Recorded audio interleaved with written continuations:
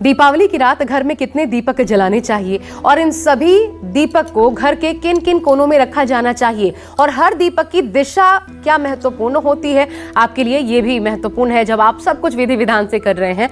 तो पंडित जी, कितने दीपक, एक तो जब हम दिए जलाते हैं, कितने दीपक किन के नाम पे निकाले जाने चाहिए, घर के किन किन कोनों में वो पक्का स्थापित होने चाहिए? सर्वज्ञे सर्ववर्दे सर्वदुष्ट भयंकरी सर्व दुख हरे देवी महालक्ष्मी नमोस्तुते। देखिए, दीपावली पर सबसे पहले आपको चाहिए कि आप अपने पूजा स्थान में दीप प्रज्वलित करें, भगवान गणेश और महालक्ष्मी के सामने दीप प्रज्वलित करें। और उसके बाद घर के ब्रह्म स्थान में महिलाओं को चाहिए कि बैठ करके, सज धज कर बैठ करके, ऐसे नहीं कि आप अपवित्र अवस्था में और जो चाहे हैं वही पहन के, ना, उसके पहले खूब सज धज करके बैठिए और एक बड़ी सी थाली लीजिए और खूब दिए में तेल भर करके या घी भर करके, बत्ती डाल करके, सब लेटी हुई बत्तियां डालिएगा, खड़ी बत्तियां गिर जाएंगी।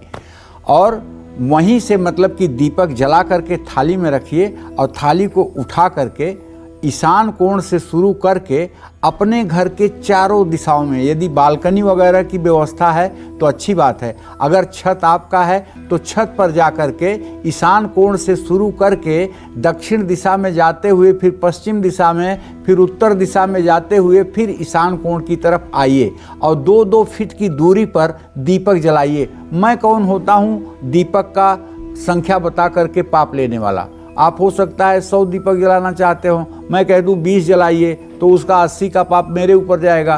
तो आप जितने अधिक से अधिक दीपक जला सकते हैं जलाइए, शास्त्र में कोई रोक नहीं है।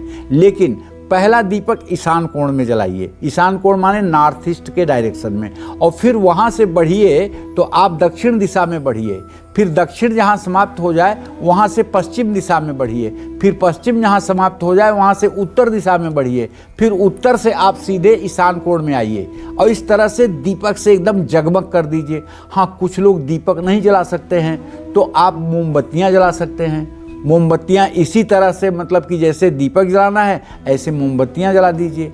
आपने घरों पे हो सकता है बिजली की लड़ें लगवाई हों जिससे पूरा घर आपका जगमग जगमग जगमग कर रहा हो, तब भी आपको मोमबत्ती और दिया तो ज़रूर ही जलाना चाहिए।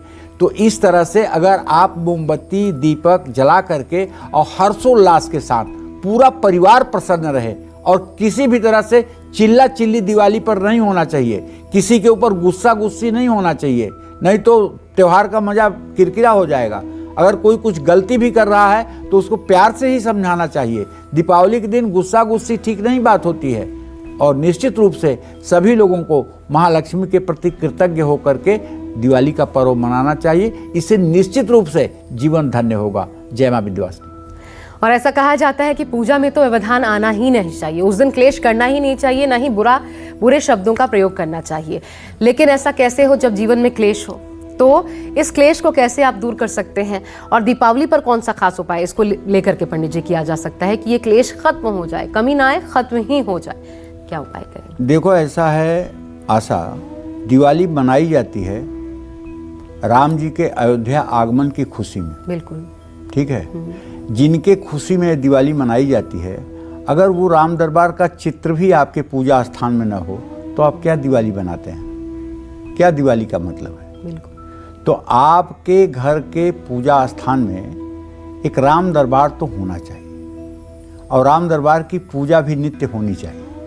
तो कहने का मतलब कि राम दरबार का दिव्य चित्र हो, उनका सुबह शाम पूजन करें, उनका नाम संकीर्तन करें, और उसके बाद में घर में कलेश तो अपने आप समाप्त हो जाएगा। जहाँ प्रभु श्री राम विराजेंगे, जब रघुनाथ ही हो साथ तो किस बात की चिंता। तो कलेश कौन सी बड़ी बात है? कुछ नहीं हो सकता, सब कुछ मंगल होगा।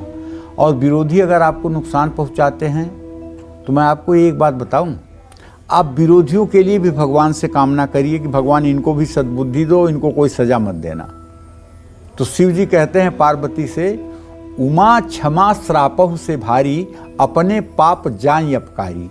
जिसको आप क्षमा कर देंगे ना, उसको प्रभु नहीं क्षमा करेंगे। आप क्षमा करके देख लीजिए। और पूजा के बाद कपूर जलाना चाहिए। लक्ष्मी मंदिर में कमल का फूल, नारियल, सफ़ेद मिठाई का भोग लगाना चाहिए। माँ लक्ष्मी की पूजा के बाद सोने के एक सिक्के पर केसर और गुलाब का इत्र लगाकर अपनी तिजोरी में रख लेना चाहिए। और ये सब चीज़ें प्रदर्शन नहीं करनी चाहिए, गोपनीय तरीके से करनी चाहिए। जय माँ विंध्यवासिनी। और पंडित जी, एक चीज़ तो मैं आपसे ज़रूर चाहती हूँ कि आज निषेध जो चीज़ें हैं, क्योंकि दीपावली से जुड़ी बड़ी सारी ऐसी चीज़ें हैं जो लोग करते हैं, जैसे जुआ खेलना, बड़ी सारी ऐसी चीज़ें हैं छोटी छोटी, वो नहीं करना चाहिए। ये क्या निषेध होता है, क्या संदेश आप देंगे? दिवाली पर जो निषेध है उसमें सबसे पहला निषेध है कि आदमी को मद्य और मांस, इन दोनों चीजों का स्पर्श नहीं करना चाहिए। मांस और मदिरा का स्पर्श नहीं करना चाहिए। द्युत अर्थात जुआ नहीं खेलना चाहिए। जबकि ये तो प्रचलन हो गया है। देखिए, प्रचलन हो गया तभी लोग दुख भी भोग रहे हैं। धर्मराज युधिष्ठिर को भी देखकर अगर लोगों का ज्ञान नहीं खुल रहा है कि अगर धर्मराज जुए में हार जाते हैं तो क्या होता है, तो हम तो मनुष्य हैं। बिल्कुल ठीक है। और तीसरी बात, दीपावली पर गर्भधारण की प्रक्रिया कभी नहीं संपन्न करनी चाहिए, नहीं तो इससे विकलांग बच्चे पैदा होते हैं। अमावस्या एकदम पूरी गारंटी है।